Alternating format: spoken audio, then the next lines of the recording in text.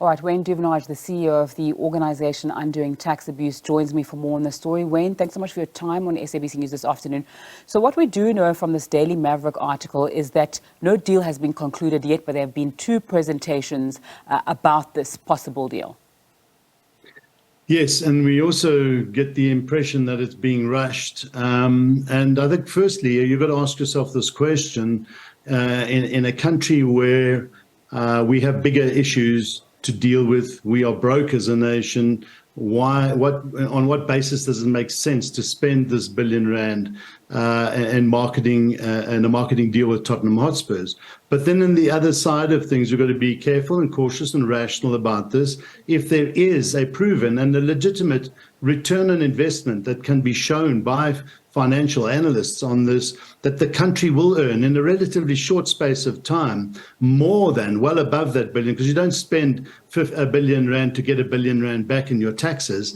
That just doesn't make sense. Marketing costs, you need to see tenfold of that. So will the country see in a short space of time R100 billion additional growth in the in tourism revenues that are generated to the fiscus as a result of this marketing? And if that can be proven and shown, well, then it starts to make sense.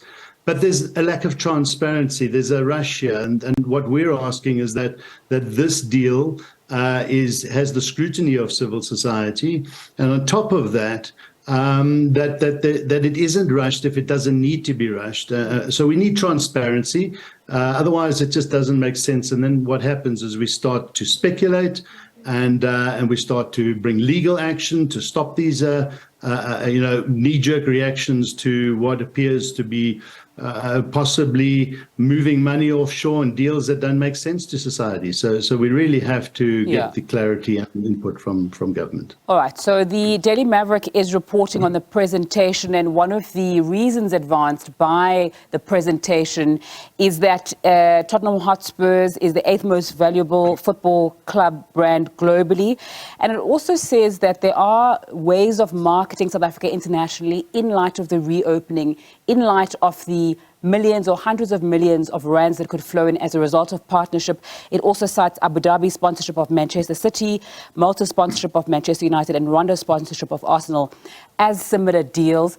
And then the rush seems to come from also saying if SA Tourism does not grab this opportunity, a competing DMO will. So I just want you to talk me through that reasoning and that rationale. Would that make sense? No, not necessarily. You're going to be very careful to base your motivation on the fact that other countries are doing it and therefore we should, or other cities. I mean, the rationale behind their sponsorships will be provided for to their citizens, and it might make sense to them, but not to us. So we shouldn't just have this view that all of other countries do it, therefore the return is a good one.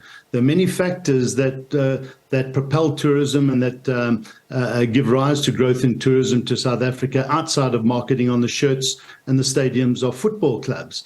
And maybe we should be looking closer to home on this. And remember, the South African tourism, a big chunk of their sponsorship comes from business.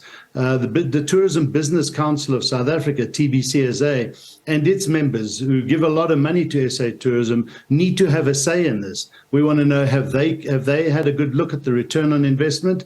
We have no doubt that that when there is a good return on investment in marketing, this applies to any business and any country, then it makes sense to do so. But we haven't seen that. There's a lot of talk, and in the presentation, they talk of some return on investment, but we need to see, is that being independently put together? Is it credible information? And if there is a return on investment, and we say in a relatively short space of time, then it seems to make sense. But if it isn't there, then we have to stop this, because we are wasting money that could be put to better use in this country. All right. Wayne, tourism contributes last year, according to the minister, around 3.7%. It's more than agriculture, utilities and construction. One would argue, and I'd like to speak to the Department of Tourism as well to hear from them, one would argue that they're given a set budget, and what they do with it is up to them as the Department of Tourism, because a lot of the outrage is saying, we are a country that's battling with many challenges, but tourism's focus is not on building our roads. Tourism focus is not on infrastructure and the like, and if they've got the budget, they can afford it, and it makes sense, they should not be challenged on this. Yeah, and that's true. We go with that. So the emphasis there on it does it make sense? Obviously, our department and their role is to bring as many tourists to ensure safety and all the regulations are followed.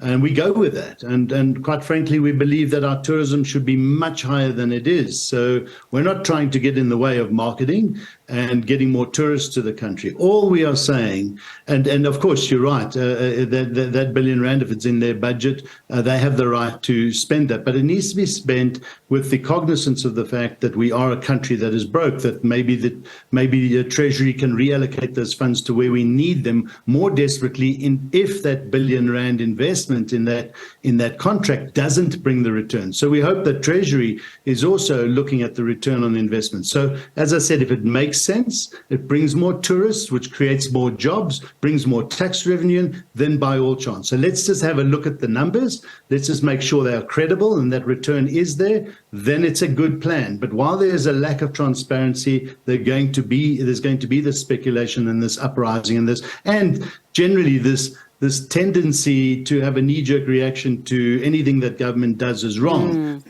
And we don't want to do that. This is not about sensationalism. This is not about emotions. Let's think about if this makes sense, then let's go ahead with it. But we haven't seen the numbers yet, so we want to see those. Wayne Duvenage, the CEO of the organisation Undoing Tax Abuse, thanks so much for your time and insight on SABC News this afternoon. I'm sure we're following that story throughout the course of the day and making sure that we hear from as many people as possible to get the full story on what may be happening there.